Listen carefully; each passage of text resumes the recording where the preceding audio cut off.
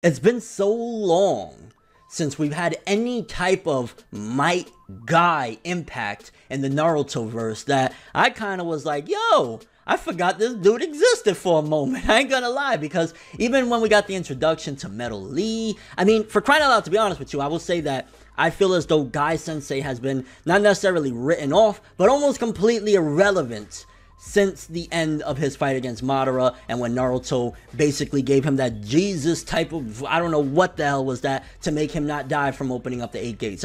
I'd still say that I was like, whoa, what are you doing? But at the end of the day, after that, it was like if Guy was just not that important, and it was really a big shame that we didn't get, because at the end of the day, Might Guy was such an amazing character throughout the story, and he had one of the best, some would argue the best moments of the Fourth Great Shinobi War. His fight against Madara was amazing. The outcome is very, very questionable, but the fight itself was incredible. Finally seeing the 8 gates opening, seeing what it was capable of, fighting a Sage of Six Paths Madara and kicking his behind all over. That was great. That was priceless. And again, it was just a shame that we didn't get really anything from him in the last. We didn't get anything in the Boruto Naruto the movie. None of the one-shots. Like, what happened with my guy? He's such a really awesome character. I think we got an abundance of him in the Rock Lee SD special thingy anime or whatever, but I was like, yo, where's the love for the springtime of youth? And thankfully, the latest episode of Boruto provided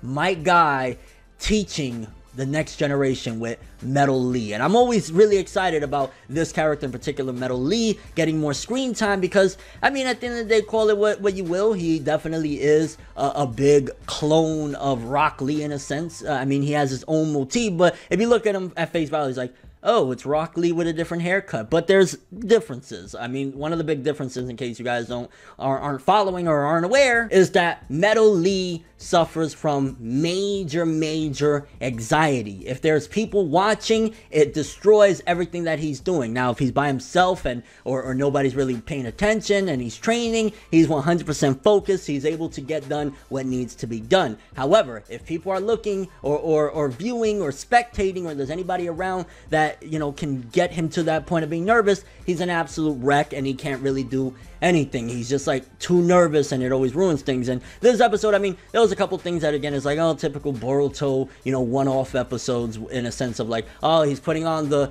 good luck charms around his neck throughout the episode to really get him over his anxiety and stuff like that, which I was like, oh. But it also did play into the plot, because his father, Rock Lee, is trying to train him. He's like, okay, it's time. We gotta teach you how to open up the gates, because again, next generation coming up, they need to know these things. You know what I'm saying? There's always got to be somebody down the road that can activate the gates. There has to be somebody, so in case one day we get another threat like a Madara Uchiha, somebody could come through, yo, I got the 8 gates, don't worry about it. And then somebody else could come through with some plot armor and revive. No, but we definitely need somebody to be a bearer of the power of the 8 gates. So seeing that, okay, this is the time Metal Lee's got to learn it, it was interesting to see that Rock Lee was like, yo, he was disappointed. He like, yo, what is this? You need charms to make yourself get over this anxiety and stuff like that? Nah. So he kind of gave up on him for a moment. And you can see also that despite the thematic structure of Naruto, that the previous generation, you know, taught everything to the following generation, and the following generation pretty much uses the ideologies of the previous generation.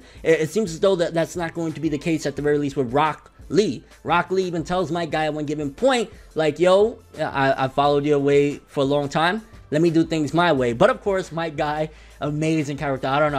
I love the comedic aspects of it.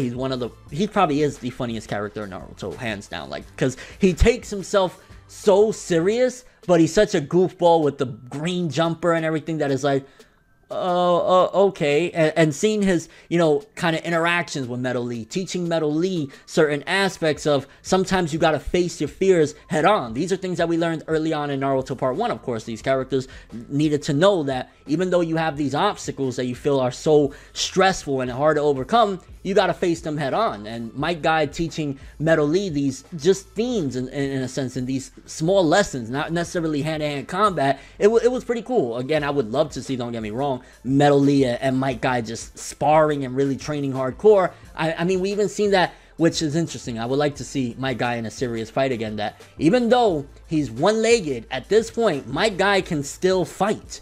you take away the wheelchair, he's just going to stand on one leg as he's fighting. And you saw that Metal Lee and Iwabe were nothing compared to Mike Guy, and that's that he's on one leg. So definitely would love to see some more Mike Guy in the future, and seeing him having a pivotal role, whether it be during, you know, what's to come with that Kawaki guy or whatnot. I want to see Mike Guy throw down some more, because he looked pretty freaking awesome in this episode, and seeing him kind of pushing Metal Lee forward, we always know now, okay, one of the people that kind of guided Metal Lee the way to whatever he's going to become was Mike Guy. And then seeing, of course, the matchup, Rock Lee versus Metal Lee and the people surrounding. This is where Rock Lee, when he was younger, of course, he found out that, or, you know, it was kind of just an accident in the sense that him drinking, he had the drunken monkey fist, or I forget how you pronounce it. It was inspired by, what was it, Bruce Lee or Jackie Chan? Now I'm getting confused. I'm terrible. I'm sorry. But, you know, he found out that that was a really interesting technique that was very helpful for him. But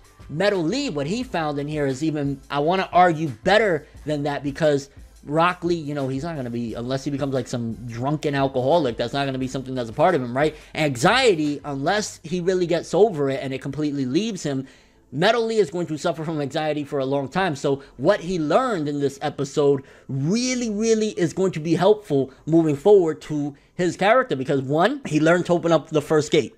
And that's from his, what was it called, anxiety fist that he was using against Rock Lee. And he actually was able to knock Rock Lee down. Although, let's be fair, Rock Lee wasn't really going serious. If he was serious, it would have been over 1, 2, 3. Metal Lee would have been out cold. So let's not carry ourselves here, because I'm sure there's going to be people saying, how could Rock Lee lose in a fight to Metal Lee? That's his son. He's not going to be sitting there trying to kill his own son or trying to break his son's neck. So let's stop the nonsense. You know what I'm saying? Rock Lee, if he got serious, Metal Lee, it would have been over before it started. But, you know, seeing that Metal Lee has this technique, again, using his anxiety, is a great thing, because he suffers from that. So if something that is kind of crippling you and something that is really affecting you in a negative way, to be able to utilize that to come up with a technique that also allows you to open up the first gate, that was great. It showcases that Metal Lee is on his way to learning the 8 gates technique. And also, of course, he got over the problem where Rock Lee was kind of just sick of, like, yo, stop with the being nervous. Like, what are you nervous about, bro? Just face that head on. It was an interesting episode. Overall, honestly, it was nice to see more of these side characters and not always just everything is Boruto, even though I think we're coming up on another arc, I think was just announced that we're about to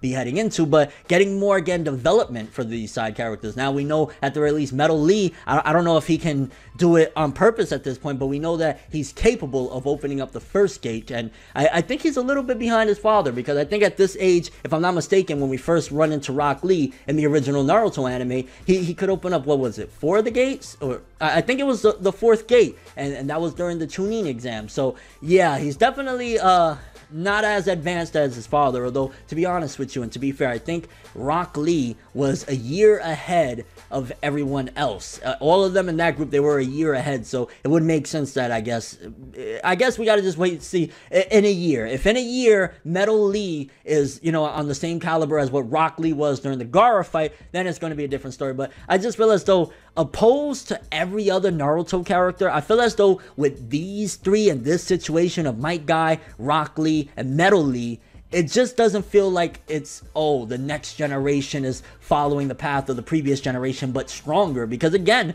I don't feel as though Metal Lee is anywhere near close to being what Rock Lee was at his age. You know, the anxiety and only being able to open up the first gate, I mean, is a great step. And if he keeps training, who knows how many gates he could go. Like, if in a year he could go to 5 or 6 gates, then we know, okay, he's better than his father. But as it stands right now, with this situation, Rock Lee saying, nah, I don't want to follow exactly how you tell me things. You know, it was great, but now I need to teach my son in my way. And then Metal Lee not necessarily being like his father and kind of being a little bit behind, it kind of breaks the mold of what Naruto and the Boruto story has traditionally done thus far. They're not just following the exact same cut and paste that the previous generation had. So definitely interesting. Kind of curious what you guys think about this, though. For starters, big question.